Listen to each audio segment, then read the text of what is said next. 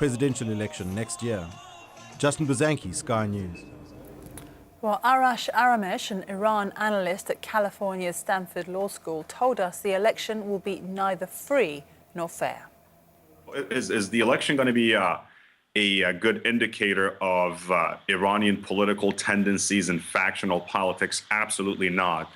In Iran, everyone who runs for office has to go through several filters. First and foremost, it has to go through the Interior Ministry, then the Guardian Council. And after that, they are permitted to run for whether it's the parliament or the presidency. As you know, the parliamentary election is coming up very soon, in a couple of days.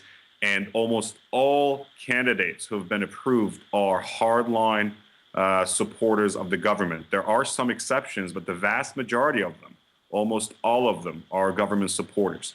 Now, is this election going to be significant? Depends on significant in which regard. Is it going to be significant in terms of determining internal political alignments in Iran? Yes. There are two factions currently fighting for power in Iran. You don't have an opposition. So it's the hardliners supporting the supreme leader, and also the other faction is the hardliners supporting the president. That's a competition we got. Two factions, one close to the supreme leader and the Revolutionary Guards, and somewhat more traditional sectors of society. The other side is the so-called new hardliners, or what their enemies or what their opponents called them, the deviant faction, and those are close to President Ahmadinejad. No matter what happens in this election, the parliament does not have much say, or any say at all, in Iranian foreign policy decision makings. At the end of the day, it's the supreme leader who makes those calls.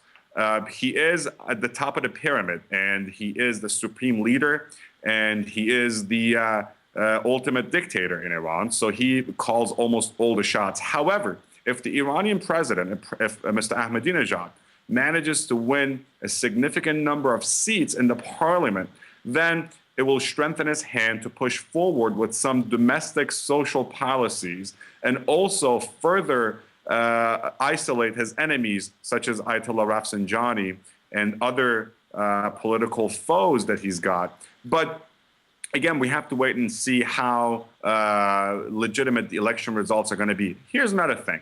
After you get through all these filters and all these sieves to be able to become a candidate to run, then you have the whole issue of counting the votes. So who's going to be counting the votes? It's going to be the Interior Ministry with supervisors from the Guardian Council. It's going to be interesting to see who's going to come out of these ballot boxes. But I guarantee you it's not going to be the opposition or the very few reformists who have been allowed to run. Again, there's an inside power struggle between the pro-Ayatollah Khamenei hardliners and pro-Ahmadinejad hardliners. So it's quite a show. Arash Aramesh there. James Murdoch has resigned as executive chairman